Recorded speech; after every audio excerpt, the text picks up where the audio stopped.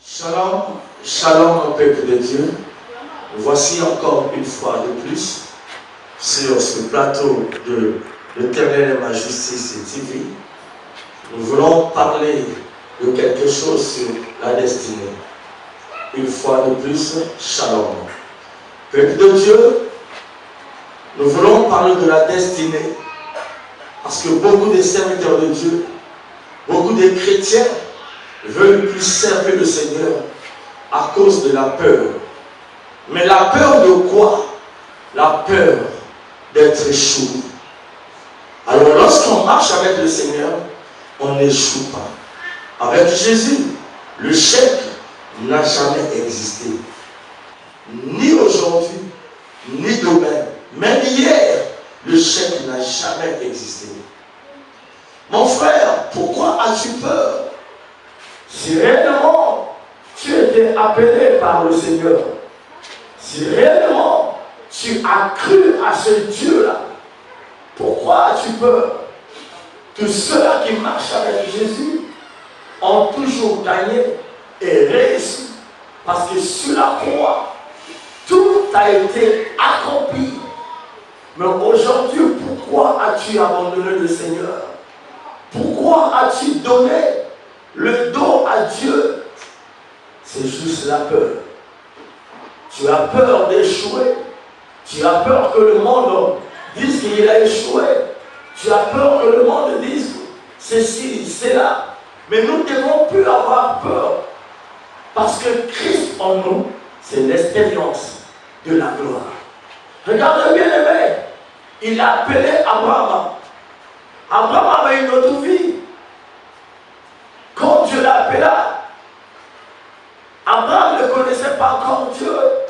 Mais une fois le Seigneur est apparu à Abraham, Dieu l'a appelé par son nom.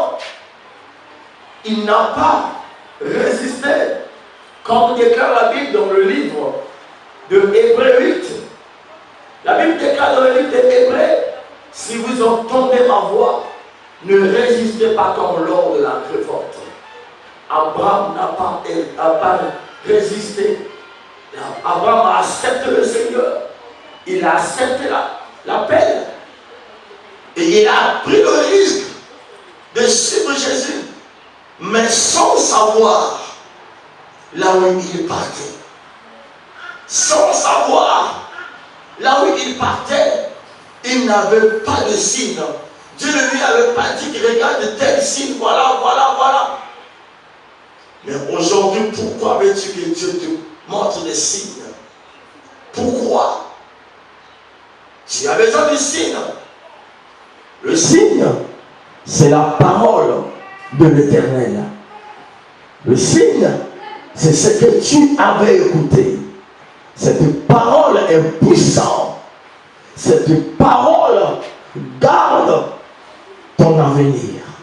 Dans cette parole que tu as écoutée de Yoshua et Messia, il y a ton destinée là-dedans. Pourquoi tu as peur? Pourquoi tu donnais le dos à Dieu?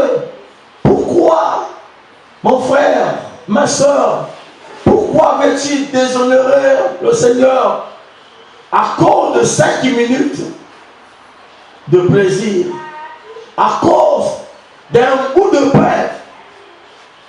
Tu déshonores le Seigneur à cause d'une voiture, à cause d'un poste. Tu abandonnes le Seigneur. Laisse-moi te dire et te rassure, ton avenir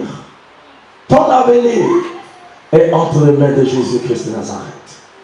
Et personne ne pourrait changer ton destin.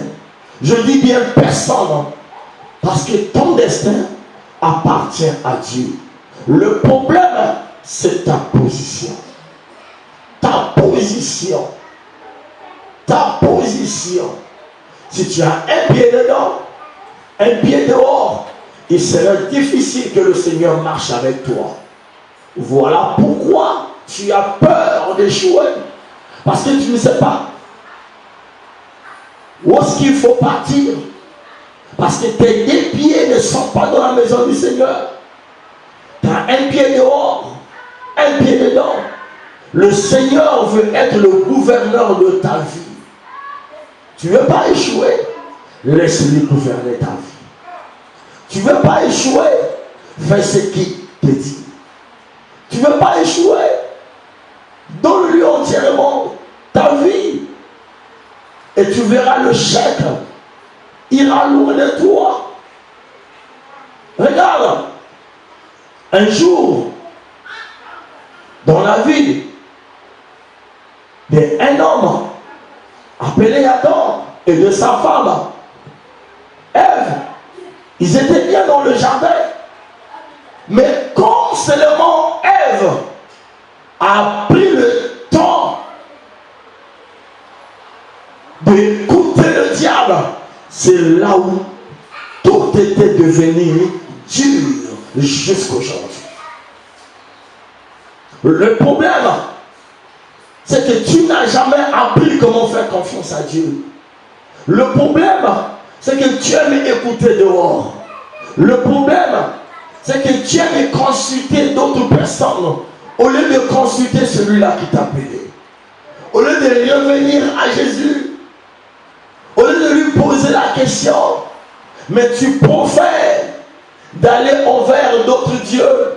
Tu préfères d'aller voir ceux-là qui interrogent les esprits des morts, qui interrogent d'autres esprits qui ne confessent pas la seigneurie de notre Seigneur.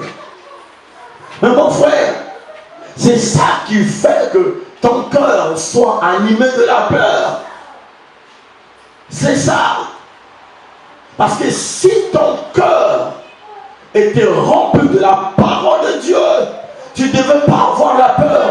Parce que celui-là qui t'appelait a vaincu à la croix. Celui qui t'appelait a dit quelque chose à la croix. Qu'est-ce qu'il avait dit? Quelle était cette déclaration? Laisse-moi te dire, sa déclaration n'était pas la déclaration d'un homme politique.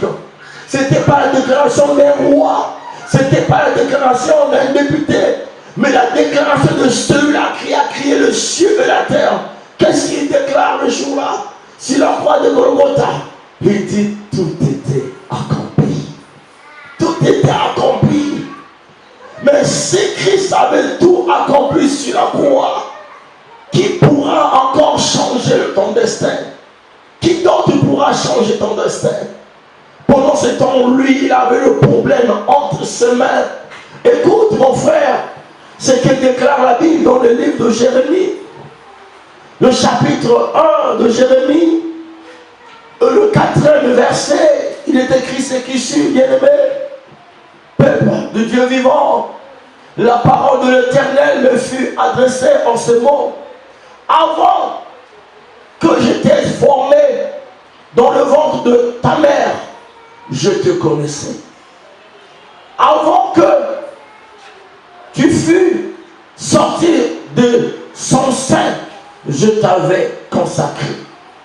Je t'avais établi prophète des nations. Oui, tu me dirais que cette parole était pour Jérémie, c'est vrai. C'était Jérémie qui était consacré. Mais laisse-moi te dire, le fait que tu respires aujourd'hui, c'est la preuve que pour toi aussi tout était préconisé. Tout était prédestiné. Si cela n'a pas été prédestiné, tu n'allais pas être en vie. Le fait que tu vis, c'est la preuve qu'il y a un Dieu quelque part. C'est la preuve que ton destin est entre ses mains. Mais même ceux, les personnes que le diable démontre, soi-disant qu'ils ont réussi, leur vie appartient à Dieu. Mon frère, je te demande de revenir à Dieu. Je te demande de revenir à Dieu, de donner entièrement ta vie à Jésus. Donne ta vie à Jésus. En ces temps difficiles, nous avons besoin de sa vie. En ces temps difficiles, nous avons besoin de sa présence. Car tous ceux-là qui ont allé loin du Seigneur ont échoué. Ils peuvent avoir de l'argent, mais l'argent n'est pas synonyme de la réussite. Ils peuvent avoir des voitures, d'autres sont mariés, mais le mariage n'est pas synonyme de la réussite. Le vrai mariage, c'est ce mariage qui est basé sur le Christ. La vraie richesse, c'est ce qui est basé sur la parole de Dieu. Tu veux être béni, travaille pour le Seigneur. Reviens à Dieu. Je veux parler à quelqu'un qui est prêt à abandonner le service du Seigneur à cause de la souffrance. Je veux parler à une sœur qui ne veut plus aller à l'église à cause de quelque chose qui s'est passé dans sa vie, dans sa famille, à cause de quelque chose. Mais laisse-moi te dire, même la situation auquel que tu te bats nuit et jour est incapable de fléchir tes genoux. Parce qu'en toi, il y a un homme qui s'appelle Jésus. Cette situation est incapable de changer ta destinée. Parce que tu as été libéré pour servir le Christ. Libéré pour le service de Dieu. Pas libéré pour les mensonges. Pas libéré pour l'impudicité. Pas libéré pour les voleries. En toi, il y a cette force. Je te demande de te lever. Plus question de penser pour l'avenir. L'avenir appartient à Jésus. Plus question de penser de ce qui va arriver demain. Car notre lendemain est entre les mains de Christ. Je te renvoie dans la Bible, plus précisément sur le livre de Jérémie, là où le Seigneur nous parle du plan qu'il a pour nous. Un bon plan. Frères, sœurs, apôtres et pasteurs, ton destin est entre les mains de Dieu. Au nom puissant de Jésus, je t'exhorte de te lever. Et lève-toi avec cette force et que le Seigneur t'accompagne. Au nom puissant de Jésus, je prie pour celui qui est prêt à abandonner. Que la puissance de la résurrection soit ta force. Au nom puissant de Jésus-Christ de Nazareth. Nous avons dit Amen. Merci et que le bon Dieu vous bénisse. C'était votre humble serviteur, l'évangéliste Steve Armand Branzebo, pasteur visionnaire de l'Église éternelle Ma Justice. Que Dieu vous bénisse à la prochaine édition. Merci.